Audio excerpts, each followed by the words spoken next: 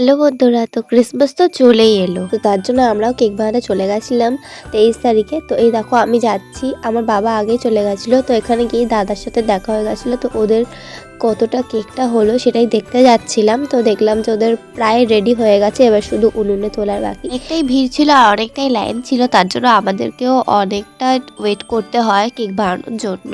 তো তারপরে আমাদেরও নাম চলে আসে এবং আমরাও বানাতে শুরু করি। তো এখানে দেখো ফাটা হচ্ছে কেকের যে ব্যাটারটা।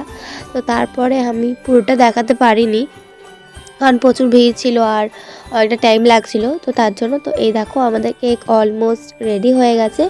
তো এখানে এতে তুলছে, ফয়েলে তুলছে কেকগুলো। তো তারপর এখানে দেখতে পাচ্ছ যে কেকগুলো সাজিয়ে রেখে দিয়েছে। তো আমি এখানে নামও লিখে দিয়েছি। তো তারপরে আর আমি যাইনি, আমার বাবা কেকগুলো সন্ধেবেলায় নিয়ে চলে এসেছিলো। এই দেখো কেকগুলো পুরো হয়ে গেছে ক্রিসমাসে। তো আজকের জন্য এইটুকুনি, আমার নেক্সট ভিডিওতে দেখা হবে।